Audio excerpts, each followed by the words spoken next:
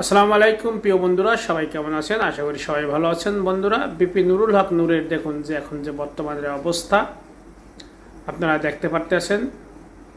আর প্রথমে দেখুন যে হামলার সেই ভিডিওটা, আর এরপরে দেখাবো সামনে আপনারা দেখতে পারবেন যে এখন যে অবস্থা আছে, যে ঢাকা মেডিকেল পঙ্গু হাসপাতালে তাকে রেফার করা হয়েছে। বন্ধুরা, তো এর তীব্র নিন্দা প্রতিবাদ জানাচ্ছি আমরা।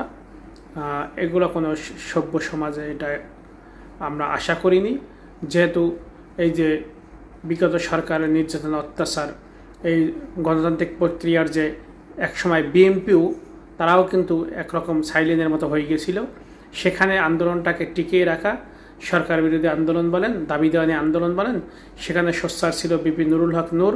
তাকে সামনে রাইখে অন্যান্য দলেরা রাজনীতি করছে, বিপি নুরুল হক নূরকে সাপোর্ট করছে লোকজন দিয়ে সবসময়, আপনারা জানেন। কিন্তু সম্মুখ সারিতে ছিল বিপি নুরুল হক নূর।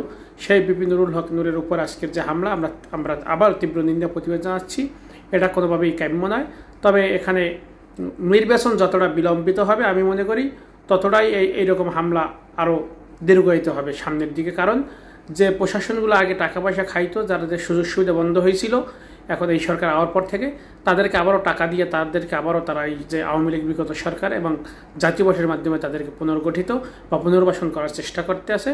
বা এই যে জাতীয় পার্টি বলেন, আর যে এই যেগুলো মানে দুষ্কৃতিকারী কিছু প্রশাসন আছে, তারা আবারও টাকা নিয়ে তারাও আবার এই সরকারের বিরুদ্ধেই তারা কাজ শুরু করে দিয়েছে, যেটার প্রমাণ আজকের বিপি নুরুল হক নূর।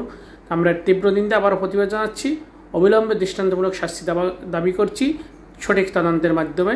যারা এই যে গণতান্ত্রিক আন্দোলনের সম্মুখ সারির একজন যোদ্ধা, যিনি কখনো আপোষ করেন নাই। বিপি নুরুল হক নূর আপোষ করলে করতে পারতেন, কিন্তু তিনি করেন নাই।